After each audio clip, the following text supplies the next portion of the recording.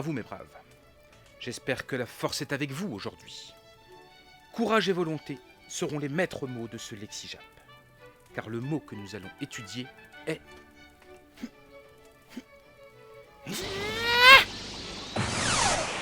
Neketsu. Neketsu en bon japonais veut dire sang bouillant. Le neketsu est un genre de manga où prédomine la notion de dépassement de soi. Et là je fais immédiatement une digression pour insister sur le fait qu'il ne faut absolument pas confondre neketsu et shonen. Le shonen est une classification éditoriale du manga, tandis que neketsu traduit plutôt un genre de manga.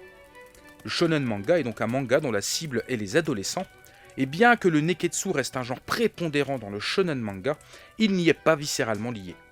On peut très bien trouver des shonen non neketsu, voire même des shoujo neketsu, même si c'est moins fréquent. D'ailleurs, si j'étais ministre, je ferais voter une loi à l'encontre de ceux qui commettent cette confusion. Faut dire que j'en ferais passer un paquet des lois. La vie serait plus douce. Oui, plus douce. Revenons à nos moutons et décortiquons à présent les éléments intrinsèques au neketsu, si vous le voulez bien. Nous en étions au dépassement de soi, c'est cela ? Très bien. Alors oui ! Cette valeur demeure la pierre angulaire de ce genre de manga. Le ou les héros vont devoir se sublimer, tant physiquement que mentalement, afin de progresser. Mais même si cette notion prévaut dans le neketsu, beaucoup d'autres particularités vont venir s'agglomérer autour de ce genre de manga. Avant de débuter, il faut nécessairement un protagoniste. Ce dernier sera la majeure partie du temps un jeune garçon, un garçonnet, assez neutre et basique, voire même naïf au début du récit. À cela va s'adjoindre une condition initiale propice au démarrage de la quête, par exemple un orphelin recherchant ses origines, ou bien un élément déclencheur marquant comme la perte d'un être cher, la découverte d'un secret passé, ou bien la rencontre d'une personne. Puis viendra rapidement la notion de quête avec la recherche d'un objet mystique, d'une figure emblématique, ou tout autre Graal disposant d'un pouvoir important et bien souvent d'une bonne dose de mystère. Une fois la quête assignée, notre héros va devoir parcourir un monde souvent magique et irréel. Son voyage initiatique le conduira indubitablement vers un sensei, un maître à penser. De là commenceront les épreuves, souvent cycliques et périodiques, lui permettant de franchir les étapes les unes après les autres.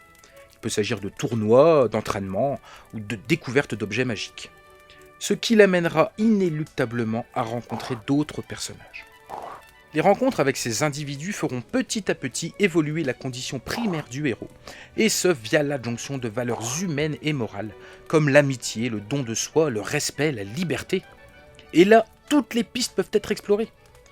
Notons aussi que si ces individus sont initialement ses ennemis, ils deviennent fréquemment des compagnons d'armes pour lutter contre de nouvelles menaces.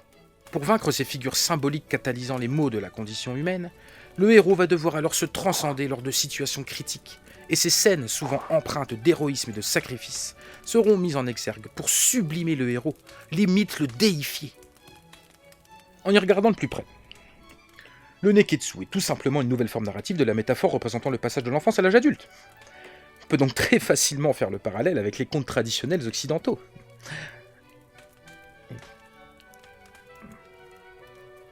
Alors je vous vois déjà venir avec vos gros sabots. Ouais, le neketsu, c'est bidon, c'est toujours pareil. Oh là, oh là, oh là, oh là. On va tout de suite freiner les 4 fers en l'air. Au lieu de voir dans ce style de manga des stéréotypes à tirer l'haricot, pourquoi ne pas considérer ces lieux communs comme des règles narratives, au même titre que le schéma quinaire des contes ? De plus, je pense qu'il est plus judicieux de s'appuyer sur une structure solide pour créer un univers et une histoire, plutôt que d'essayer de bouleverser sans cesse les fondations narratives avec une création branlante et mal à propos. Si ce type de récit fonctionne et perdure, est-ce qu'il y a une raison, non ? En plus, vu la disparition des valeurs de nos sociétés capitalistes contemporaines, les messages véhiculés par le neketsu méritent bien leur succès, pas vrai ? J'ai raison ou j'ai pas raison ? Ah non, mais bon, à un moment, faut prendre le taureau par la gorge, quoi. L'immuabilité des lieux communs du neketsu n'est pas nécessairement de mise, et bon nombre d'œuvres réussissent à s'affranchir de ces carcans. On peut alors voir apparaître des neketsu atypiques, aussi bien dans leur fond que dans leur forme. À ce propos, voici une citation. Un genre n'a d'importance que lorsque les œuvres qui y font référence parviennent à s'en dépêtrer. Un genre n'a d'importance que lorsque les œuvres qui lui appartiennent arrivent à le dépasser. savez c'est de qui ça? C'est de moi. Quand on parle de Neketsu, une œuvre est fréquemment citée en tant que fondatrice, et il s'agit du manga Ashita no Joe créé en 1968. S'il est facile de déterminer les débuts du Neketsu, relater un historique construit et cohérent s'avère complexe et tortueux, surtout si l'on prend en compte la diversité des styles dans lesquels le Neketsu a fait ses preuves. Je citerai également deux autres créations relatives au Neketsu et qui ont marqué de leur empreinte la culture japonaise contemporaine.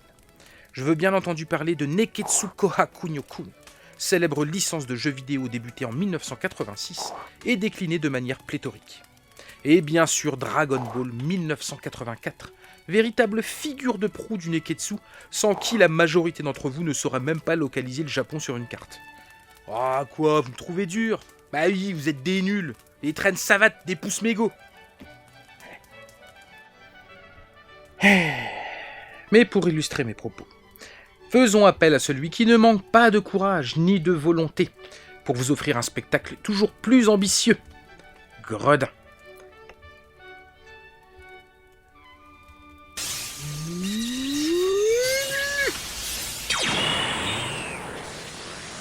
Allez, montre-leur ce dont tu es capable.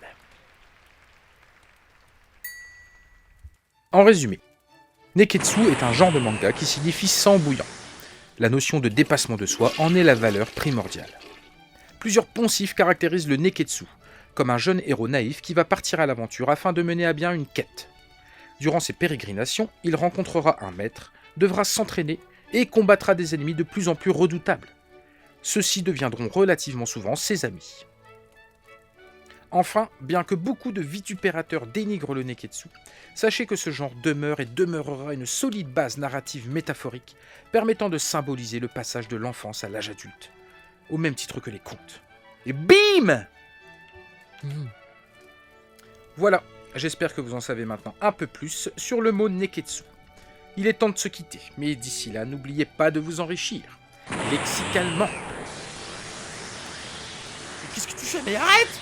Mais tu vas tout péter!